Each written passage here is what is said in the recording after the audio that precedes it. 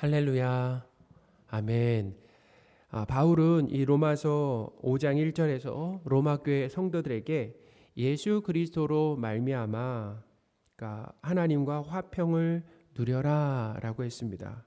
그러니까 하나님과 이 화평을 누리는 것은 하나님과 죄인이 하나님과 이제 부자 관계로 회복되었죠. 하나님과 부자 관계가 됨으로 인해서 하나님으로 영원히 평안을 누려라라고 하는 그 말씀이다라는 것입니다. 그러니까 하나님을 힘과 기쁨으로 삼아 하나님으로 인해서 영원히 평안하라라는 말씀이 거기 담겨 있다라는 거예요. 바울은 이렇게 하나님과 화평을 누리라고 말하고 나서 성도에게 있는 이 환난이라고 하는 주제를 꺼내 들었습니다. 환난은 뭐냐면 시련, 고난이다라는 거예요. 하나님의 자녀인 성도에게 환난이 있다라고 하는 것이 잘 조화가 되지 않습니다. 어울리지 않는 것 같아요. 어떤 경우는 이해가 되지 않죠. 전능하신 하나님께서 자녀된 성도의 삶에 어떻게 보면 환난 자체를 없애주시고 평탄한 삶만 주시면 좋겠는데, 그러니까 우리는 어떤 기대를 하는 것입니까? 우리는 이 온실 속에 화초 같은 삶을 기대하는 거 아니겠어요? 그런데 하나님은 이 성도들을 온실 속의 화초가 아니라 이 노지의 화초로 키우신다라는 것입니다. 그것은 뜨거운 햇살도 맞게 하고 모진 풍상을 다 겪게 하신다라는 거죠. 그게 바로 뭐냐면 환난이라는 겁니다. 사람은 그렇지 않잖아요. 우리에게 능력이 있다라고 생각해 보세요. 힘이 있다라고 생각해 보세요. 그러면 우리 자녀를 어떻게 키웁니까? 노지에서 키우기보다는 우리가 일일이 다 지원해 줌으로 인해서 어떻게 보면 온실 속의 화초처럼 화초와 같이 어려움 없이 키워주는 거 아니겠습니까? 근데 그렇게 키우는 이유가 뭐냐면은 자녀가 잘 되기 위해서 그렇게 키우는데, 근데 그렇게 키우고 나면 자녀가 잘 되는 게 아니죠. 어떻게 보면 자녀를 망치는 일이 된다라고 하는 것을 경험하게 된다라는 거예요. 그러니까 전능하신 하나님, 전지하신 하나님은 그럴 능력이 있음에도 불구하고 우리 삶을 평탄하게만 만드시는 것이 아니라 우리 삶에 뭘 허락하신다고요? 반드시 환난을 허락하신다라는 것입니다. 예수님도 세상에서 성도들이 환난을 당한다라고 말씀하셨습니다. 요한복음 16장 33절입니다. 이것을 너희에게 이르는 것은 너희로 내 안에서 평안을 누리게 하려 함이라. 세상에서는 너희가 환난을 당하나 담대하라. 내가 세상을 이기었노라. 아멘. 바울도 이 안디옥 교회에 가서 성도들에게 하나님 나라에 들어가려고 한다면 우리는 많은 환난을 겪어야 된다라고 했습니다. 사도행전 14장 21절 22절입니다. 복음을 그 성에서 전하며 많은 사람을 제자로 삼고 루스드라와 이고니온과 안디옥으로 돌아가서 제자들의 마음을 굳게 하여 이 믿음에 머물러 있으라 권하고, 또 우리가 하나님 나라에 들어가려면 많은 환난을 겪어야 할 것이라 하고. 아멘. 베드로도 성도를 연단하기 위해 오는 이 불시험을 이상한 것으로 여기지 말라라고 권면을 했습니다. 베드로전서 4장 12절입니다. 사랑하는 자들아, 너희를 연단하려고 오는 불시험을 이상한 일 당하는 것 같이 이상히 여기지 말고. 불시험이라고 하는 것은 아주 극심한, 정말 죽을 것 같은 그런 고난이, 그러니까 불 속에 있다라고 생각해 보세요. 얼마나 고통스럽겠습니까? 그런 고난을 하나님이 허락하시는데 그걸 이상하게 여기지 말아라라는 거예요. 하나님께서 이 아브라함을 약속의 땅인 가나안으로 인도하셨을 때 아브라함은 어떤 기대를 했겠습니까? 만약에 하나님이 우리를 약속의 땅으로 인도하셨다, 아브라함의 위치였다라고 한다면, 상황이었다라고 하면 우리는 가나안 땅에 들어갔을 때 어떻게 평탄한 삶이 펼쳐질 거라고 생각하지 않겠습니까? 어떻게 보면 풍년을 맞게 하셔야 되는데 풍년이 아니라 심한 기근을 맞게 하셨다는 환난이죠. 창세기 12장 10절입니다. 그 땅에 기근이 들었으므로 아브라함이 애굽에 거류하려고 그리로 내려갔으니 이는 그 땅에 기근이 심하였음이라. 아멘. 기근이 얼마나 심하였든지 그 땅을 떠나야 되는 상황이었다라는 것입니다. 그만큼 기근이 아주 심했다. 하나님이 약속하신 가나안 땅에 왔는데 우리가 생각할 때는 어떤 삶이 펼쳐져야 돼요? 풍년이 계속 이어져야 되는데 풍년이 아니라 흉년이었다. 아주 심각한 흉내죠. 그러니까 하나님은 우리의 기대와는 다르게 일하시고 역사하신다라고 하는 것을 알 수 있죠. 하나님께서 애굽에서 종으로 살던 이스라엘 백성을 구해내셔서 인도하신 곳이 어디입니까? 광야였다라는. 그곳에서 40년을 불편하게 살도록 만드셨다라는 거예요. 환난이죠. 우리가 생각할 때는 애굽의 삶보다, 애굽에서 이끌어내셨다라고 하면 애굽보다 더 좋은 곳, 그죠? 애굽보다 더 좋은 곳, 자유가 있는 곳에서 이렇게 살게 하실 거라고 생각했는데 광야에서 고생하다 어떻게 됐습니까? 거기서 1세대가 다 죽었다라는 거예요. 야곱도 이 가나안 땅에 살다가 이제 기근으로 인해서 그 자녀들과 함께 어디로 이주해 갔습니까? 애굽으로 이주하게 되었을 때 이제 바로 왕 앞에 서게 됩니다. 바로 왕 앞에 섰을 때 바로 왕이 연세가 어떻게 되냐라고 물었어요. 그랬더니 130년, 130세다라고 이렇게 얘기하면서 뭐라고 얘기하냐면 평탄한 130년 동안 평탄한 삶을 살았습니다라고 얘기하지 않았어요. 그의 삶이 험악했다. 험악한 세월을 보냈다라고 기록하고 있다는 거예요. 창세기 47장 8절 9절입니다. 바로가 야곱에게 묻되 내 나이가 얼마냐? 야곱이 바로에게 아뢰되 내 나그네 길의 세월이 130년이니이다. 내 나이가 얼마 못되니 우리 조상의 나그네 길의 연조에 미치지 못하나 험악한 세월을 보내었나이다 하고. 아멘. 130년을 살았는데 어떤 삶이었다고요? 험악한 세월을 보냈다라는 거예요. 하나님께서 야곱과 어떻게 해요? 동행해 주셨습니다.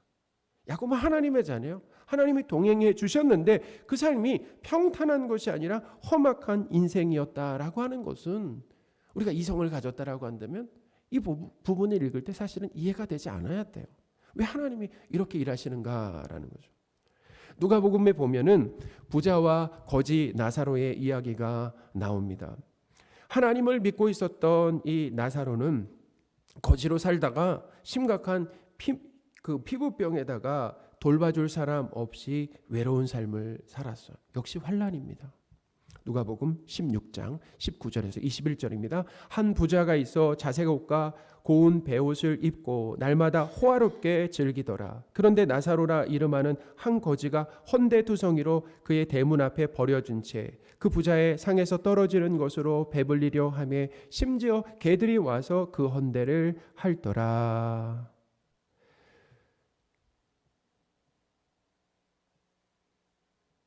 이 거지 나사로는 결국 인생 역전을 하지 못하고 환난 가운데 죽었다라는 거죠. 이렇게 성도의 삶은 어떻게 보면 문제없고 풍족한 삶이 아니라 환난이 많다라는 거예요. 그리고 환난 가운데 어떻게 해요? 죽을 수 있다라는 것입니다. 그런데 바울은 오늘 본문에서 환난 가운데 그 환난 가운데 즐거워한다라고 했어요. 로마서 5장 3절입니다. 다만 이뿐만 아니라 우리가 환난 중에도 즐거워하나니 이는 환난은 인내를. 환난 중에서 슬퍼하는 것이 아니라 이렇게 즐거워할 수 있는 그 이유가 있습니다. 그것은 이 성도의 환난이 인생의 종착지, 끝이 아니기 때문이다라는 거예요.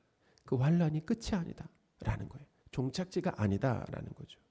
환난을 통해서 얻는 그 유익과 긍정적인 결과가 있다라고 하는 것을 오늘 본문이 가르쳐주고 있습니다. 첫째는 환난은 인내를 이루고 낳는다라는 거예요. 성도는 세상에서 날마다 노래하며 춤추며 살 수가 없습니다. 죄로 인해 징계를 받든지, 그게 환난이죠. 우리의 죄로 인해 징계를 받든지, 아니면 말씀에 순종하면서 오는 세상의 박해, 죄와 상관없는 세상의 박해를 받든지, 그 세상이 우리를 미워하는 거죠. 우리를 거절하는 것입니다. 우리가 복음을 전할 때 거절하잖아요. 대부분 사람들이 거절합니다. 또 성숙을 위한 어떤 고난이든지 환난을 겪게 된다는 거예요. 제가 세 가지 말씀드렸죠. 어떻게 환난이 온다고요? 죄를 지어서 고난이 있든지, 성도로 살아가면서 세상에 박해가 있든지 우리를 성숙시키시기 위해서 하나님이 주신 고난이 있다라는 것입니다. 어쨌든 우리에게는 환난이 있어. 이런 시련이 있다라는 거예요. 그러니까 예수님을 따르는 사람에게는 피할 수 없는 환난이 있다라는 것입니다. 그러나 이 환난이라고 하는 것은 환난으로 끝나는 것이 아니라 인내를 이루게 된다라는 거예요. 할렐루야. 이 인내의 사전적인 의미를 보면은 이런 거예요. 괴로움이나 어려움을 참고 견디는 것이다 라고 국어사전에 그렇게 나와 있어요. 그러니까 인생에 난간을 만나면은 거기서 주저앉거나 포기하는 것이 아니라 악바리처럼 끈덕지게 버티고 견디는 것이 바로 뭐라고요? 그것이 인내다라는 거예요. 자, 그런데 이런 인내라고 하는 것은 세상 사람들도 할 수 있는 인내다라는 거예요. 오늘 본문에서 말하는 이 인내는 국어사전적인 의미가 아니다라는 것입니다. 오늘 본문에서 말하는 인내는 환난 가운데서도 하나님의 말씀에 순종하는 거예요. 환난 가운데서도, 그러니까 아무 일 없을 때 평안할 때 말씀에 순종하는 것이 아니라 환난 가운데서도 하나님의 말씀에 순종하고, 그리고 뭐요? 예수님에 대한 믿음을 지키는 그 예수님의 인내를 말한다라는 것입니다. 우리의 인내가 아니에요. 자, 누구의 인내라고요? 예수님의 인내다라는 요한계시록 14장 12절입니다. 성도들의 인내가 여기 있나니 그들은 하나님의 계명과 예수에 대한 믿음을 지키는 자니라. 아멘. 환난 가운데 하나님의 말씀을 지킨다라고 하는 것은 불가능합니다. 우리 이런 얘기가 있잖아요. 내 코가 석자다라는 말이 있죠. 내 코가 석자다. 내 상황이 참 심각하고 여유가 없어서 다른 사람을 도울 여력이 없다라는 거예요. 그렇죠? 그런데 예수님의 그 인내를 성도들에게 나눠주시잖아요. 예수님의 인내를 성도들에게 나눠주시면 환난 가운데서도 말씀에 순종할 수 있고, 환난 가운데서도 하나님을 부인하는 것이 아니라 버리고 떠나는 것이 아니라 예수님에 대한 뭐예요? 믿음을 끝까지 지킬 수가 있다라는 것입니다. 할렐루야. 데살로니가 후서 3장 5절입니다. 주께서 너희 마음을 인도하여 하나님의 사랑과 그리스도의 인내에 들어가게 하시기를 원하노라. 아멘. 주께서 너희 마음을 인도하는 거예요. 그래서 우리 안에 뭐가 가득하냐면 하나님의 사랑. 하나님이 우리를 사랑하신다. 환난 가운데서도 하나님이 우리를 사랑하신다. 버리신 것이 아니라 사랑하신다. 함께 하신다. 또 뭐예요? 그리스도의 그 인내죠. 바울은 이 고린도 교회에 보내는 편지에서 하나님께서 심한 이 환난을 겪는 마게도니아 교회들에게 은혜를 주셨을 때, 그 심한 환난을 겪고 있는 마게도니아 교회에 은혜를 주셨을 때 그들이 환난 가운데서도 기쁨이 넘쳤고, 그리고 극심한 가난 가운데서 어떤 일을 했냐면은 구제 헌금을 많이 했다라고 기록하고 있다라는 것입니다. 고린도후서 8장 1, 2절입니다. 형제들아, 하나님께서 마게도니아 교회들에게 주신 은혜를 우리가 너희에게 알리노니 환난의 많은 시련 가운데서 그들의 넘치는 기쁨과 극심한 가난이 그들의 풍성한 연보를 넘치도록 하게 하였느니라. 아멘. 여러분, 가난하면 어떻게 헌금할 수 있겠어요? 그렇죠. 근데 마게도니아 성도들에게 하나님이 은혜를 주시니까 가난한 중에서도 뭐예요? 구제 헌금을 많이 했다, 풍성하게 했다라고 기록하는 거 아니겠습니까? 하나님이 하신 일이죠. 그러니까 사랑하는 여러분, 환난 중에 예수님의 인내를 주시면, 우리에게 예수님의 인내를 주시면은 말씀에 순종하며 예수님에 대한 믿음을 끝까지 지킬 수 있다라고 하는 것을 믿으시기 바랍니다. 성도인 우리가 환난 가운데 인내할 수 있는 것은, 그것은 바로 뭐냐면 하나님의 선하신 계획과 그리고 하나님의 도우심을 믿기 때문이다라는 거예요. 그래서 인내가 가능하죠. 그러니까 무작정 어금니를 칵 물고 견디는 것이 아닙니다. 하나님에 대한 믿음이 있어야 인내할 수 있다는. 그러니까 인내는 어디서 나오는 것입니까? 나에게서 나오는 것이 아니라 하나님에 대한 믿음에서 인내가 나온다는. 하나님을 믿기 때문에 견딜 수 있다, 인내할 수 있다, 참을 수 있다라는 거예요. 어떤 믿음입니까? 환난이 성도에게 필요하고 유익하기 때문에 허락하신다라고 하는 이 믿음이 우리에게 있어야 돼요.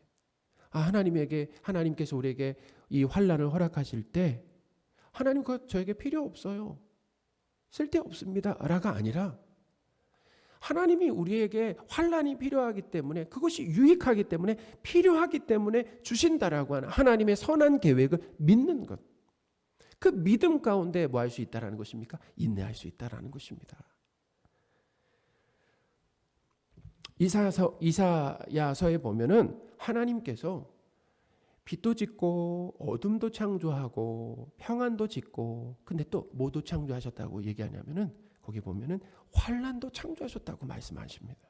이사야 45장 7절입니다. 나는 빛도 짓고 어둠도 창조하며 나는 평안도 짓고 환난도 창조하나니 나는 여호와라. 이 모든 일들을 행하는 자니라 하였노라. 아멘. 성도의 삶에 환난이 필요하기 때문에 환난도 허락하시는 것이다 라는 거예요. 환난도 필요하다는, 환난도 우리 삶을 유익하게 만든다라는 거죠.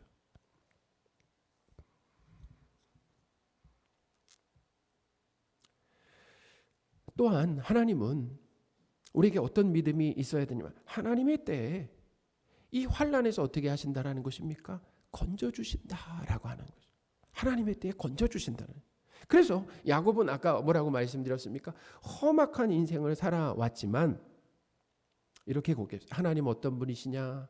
하나님을 어떻게 고백했냐면 모든 환난 가운데 건지신 분으로 고백하고 있다라는 거예요. 창세기 48장 16절입니다. 나를 모든 환난에서 건지신 여호와의 사자께서 이 아이들에게 복을 주시오며. 아멘. 하나님 어떤 분이라고요? 모든 환난에서 자신을 건지셨다라는 거예요. 다윗도 그의 인생 가운데 환난이 많았잖아요. 근데 환난이 많았는데 하나님을 어떤 분으로 고백하냐면 모든 환난에서 구원하신 분으로 고백하고 있다라는 거예요. 열왕기상 1장 29절입니다. 왕이 이르되 내 생명을 모든 환난에서 구하신 여호와께서 살아계심을 두고 맹세하노라. 아멘. 다윗은 모든 환난 가운데 운이 좋았다거나 아니면 자신의 능력과 실력으로 벗어났다라고 말하지 않습니다. 뭐라고 얘기합니까? 하나님께서 모든 환난 가운데서 구원해 주셨다라고 고백했죠. 사랑하는 여러분, 하나님은 우리에게 유익해서 환난을 주십니다. 이걸 믿어야 돼요. 또한 환난을 통해 하나님의 선하신 뜻을 이루셨을 때는 그 환난에서 건져 주심을 믿으시기 바랍니다. 그러므로 환난 중에 인내하기 위해서는 하나님께 기도하며 은혜를 구해야 된다라는 거예요. 기도가 병행돼야 된다라는 거죠. 로마서 12장 12절입니다. 소망 중에 즐거워하며 환난 중에 참으며 기도에 항상 힘쓰며. 아멘. 환난 중에 참을 수 있으려고 한다면은 기도에 항상 힘써야 된다. 그러니까 환난 중에 참을 수 있으려면 기도에 항상 힘써야 된다. 기도를 통해서 환난을 하나님의 뜻으로 받아들이는 거 아니겠습니까? 하나님이 선하신 뜻이 있어서 나에게 환난을 허락하시는구나. 기도를 통해서 그렇게 알게 되는 거죠. 또 뭐예요? 기도를 통해서 인내할 수 있는 은혜를 구하는 것이다. 그 환난을, 하나님이 주신 환난을 어떻게 해요? 잘 통과할 수 있도록. 우리가 연약하다 보면 그렇잖아요. 이 아브라함도 하나님이 환난을 주셨을 때 잘 통과하기보다는 어떻게 해요? 환난을 피해서 애굽으로 내려갔잖아요. 엘리멜렉도 마찬가지. 엘리멜렉과 나오미도 그 유다 베들레헴 땅에 하나님이 기근을 허락하셨을 때 그 안에서 잘 견딘 것이 아니라 그 기근을 어떻게 해요? 피해서 모압 땅으로 간 것 아니겠습니까? 참 연약하죠. 그러니까 하나님에게 은혜를 구할 때 하나님 이 환난을 잘 견딜 수 있도록, 하나님 허락하신 기간 동안 잘 견딜 수 있도록 우리에게 은혜를 주십시오 라고 하는 것이 필요하다는 것입니다. 하나님이 은혜 주시지 않으면 우리는 환난을 잠시도 견딜 수 없어요.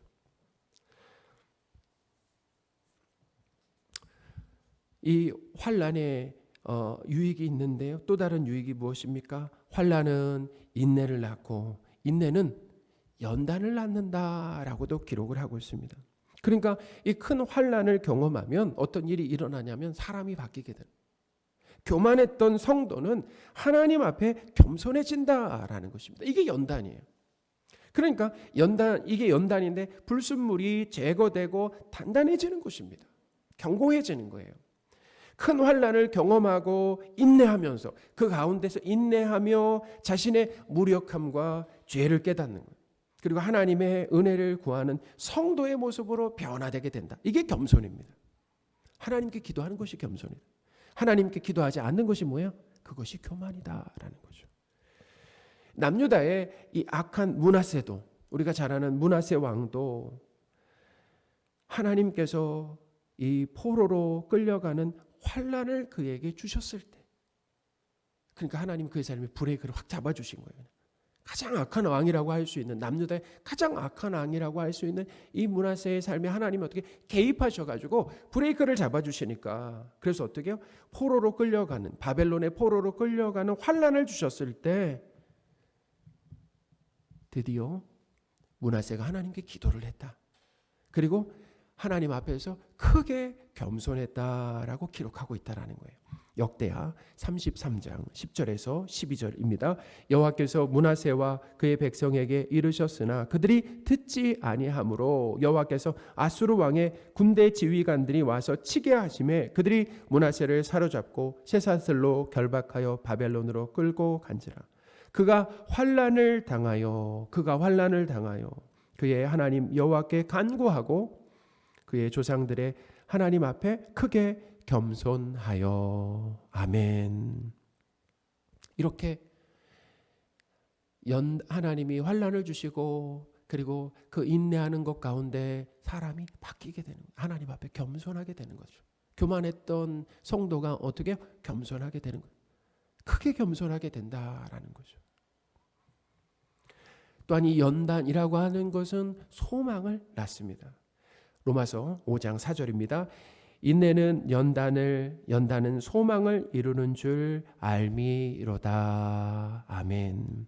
고난을 통해서 하나님의 은혜를, 이 환난을 통해서 하나님의 은혜를 강력하게 체험한 이 성도는 하나님과 그리고 하나님에 대한 이 소망을 갖게 된다. 더욱 갖게 된다라는 거예요. 그러니까 소망이 어떤 소망입니까? 하나님과 하나님 나라에 대한 소망을 더욱 갖게 된다는 거예요. 환난을 통해서 어디로 가는 것입니까? 하나님에 대한 소망, 하나님 나라에 대한 소망을 갖게 된다라는 거예요. 세상의 힘과 세상 나라의 이 잘됨을 추구하던 성도는 하나님과 하나님 나라를 소망하는 성도로 세워지게 되는데 그 도구로 사용하시는 것이 바로 환난이다라는 거예요. 하나님께서 거지 나사로에게 인생 역전을 허락하지 않으시고 죽음을 맛보게 하셨다라고 하는 것, 어떻게 보면 정말 충격적이에요. 우리가 성경을 묵상하면 정말 충격적이죠. 우리에게도 일어날 수 있다라는 거예요. 하나님 앞에 간절히 기도했는데 우리 기도를 들어주시지 않고 어떻게 죽게 하실 수 있다라는 거죠. 우리의 삶이 나아지지 않고 죽게 하실 수 있다라는 것입니다. 근데 그렇게 하신 것이 무엇입니까? 그렇게 하신 이유는 세상에 소망을 두지 말라라는 것입니다. 세상에 소망을 두지 말고 하나님 나라에 소망을 두라고 하는 강력한 메시지가 거기 담겨 있습니다. 우리가 사는 세상은 죄로 가득해. 그러니까 이 나사로가 어떻게 해요? 돌봄을 받지 못하는 거 아니겠습니까? 이 나사로에게 무관심한 세상, 우리는 그런 세상에 살고 있어요. 죄로 가득한 세상에 살고 있는 거죠. 이 세상은 죄로 가득할 뿐만 아니라 진정한 평안과 안식이 없다라고 하는 것을 성도의 삶 속에서 경험하게 하신다는. 그러므로 이 땅은 소망을 둘 곳이 아니구나. 우리는 이 땅에서 하나님이 나그네로 잠깐 살게 하시는구나 라고 하는 것을 알게 하신다라는 거예요. 히브리서 이 11장은 믿음장이라고 하는데요. 믿음을 가진 이 선배들의 삶이 거기에 기록되어 있습니다. 근데 그들의 삶을 보면 역시나 큰 환난을 당하다가 인생 역전을 이루지 못하고 죽었다라고 기록하고 있다라는 거예요. 히브리서 11장 36절에서 38절입니다. 또 어떤 이들은 조롱과 책찍질 뿐 아니라 결박과 옥에 갇히는 시련도 받았으며 돌로 치는 것과 톱으로 켜는 것과 시험과 칼로 죽임을 당하고 양과 염소의 가죽을 입고 유리하며 궁핍과 환난과 확대를 받았으니 이런 사람은 세상이 감당하지 못하느니라. 그들이 광야와 산과 동굴과 토굴에 유리하였느니라. 아멘. 세상에서 보면 정말 어떻게 보면 보잘것없는 삶이잖아요. 알아주지 않는 삶. 주류가 아니라 비주류로 살아가는 그런 삶이 성도들에게 이렇게 펼쳐졌습니다. 근데 그렇게 살다가 죽었다라는 거죠. 하나님께서 사랑하시는 성도 여러분, 세상에서 극심한 환난과 시련과 고난을 당하고 계십니까? 자, 그렇다면 잘 가고 계신 것이다라는 거예요. 자, 그게 뭐라고요? 잘 가고 있다라는 것입니다. 하나님께서 우리와 함께 하신다는 증거다라는 거예요. 성도는 환난이 해결되지 못하고 죽음을 맞이할 수도 있습니다. 그런데 잠언에 보면은 이런 말씀이 있어요. 의인은 그의 죽음에도 소망이 있다라고 기록을 하고 있습니다. 잠언 14장 32절입니다. 악인은 그 환난에 엎드러져도 의인은 그 죽음에도 소망이 있느니라. 아멘. 성도에게 죽음까지 희망이, 소망이 되는 이유가 무엇이겠습니까? 죽음이 끝이 아니라는 거잖아요. 이 세상의 삶이 전부가 아니라는 거잖아요. 죽음이 끝이 아니고 이 세상의 삶이 전부가 아니죠. 죽음 이후에 영원한 안식이 있는 하나님의 나라에 들어가기 때문이다라는 거죠. 할렐루야. 그러니 이 땅에서의 삶이 거지 나사로와 같아도 괜찮다라는 거예요. 거지 나사로와 같은 삶을 살고 있어도 괜찮다라는 것입니다. 바울은 하나님과 하나님 나라에 대한 소망이 우리를 부끄럽게 하지 않는다라고 했어요. 그러니까 뭐예요? 하나님이 우리를 절대로 실망시키지 않는다라는 거죠. 성령 하나님께서 우리 마음에 하나님의 사랑을 부어주셨기 때문이다 라고 이렇게 기록하고 있는데 5절입니다. 소망이 우리를 부끄럽게 하지 아니함은 우리에게 주신 성령으로 말미암아 하나님의 사랑이 우리 마음에 부은 바 됨이니. 아멘. 사랑하는 여러분, 하나님께서 우리를 사랑하시고 함께 하신다라고 하는 확신이 우리 마음에 있다라고 한다면 어떤 환난 가운데서도 죽음 가운데도 두렵지가 않다라는 것입니다. 하나님 우리를 사랑하시지. 하나님이 우리와 함께 하시지. 하나님이 나를 선한 길로 인도하고 계시지. 라고 하는 그 믿음이 우리 안에 있다라고 한다면은 우리 앞에 죽음이 있더라도 두려워하지 않는다라는 거죠. 하나님께서 우리와 함께 하시며 모든 환난 가운데서 어떻게 해요? 그 가운데서도 말씀에 순종하고 믿음을 지키며 건져내시기 때문이다라는 거예요. 하나님께서 우리를 사랑하신다는 이 확신을 주심으로 모든 환난에 인내하게 하십니다. 먼저 사랑을 부어주심으로 하나님 우리를 사랑하신다, 함께 하신다라고 하는 그 믿음을 우리에게 부어주심으로 인해서 그리고 환난을 허락하셔요. 그리고 그 환난 가운데서 뭐하게 하신다고요? 인내하게 하신다. 그리고 연단되는 것입니다. 겸손한 자로 변화되게 되는 거죠. 하나님과 하나님 나라에 대한 소망을 갖게 될 것을 믿으시는 저와 여러분들이 되셨으면 좋겠습니다. 아멘.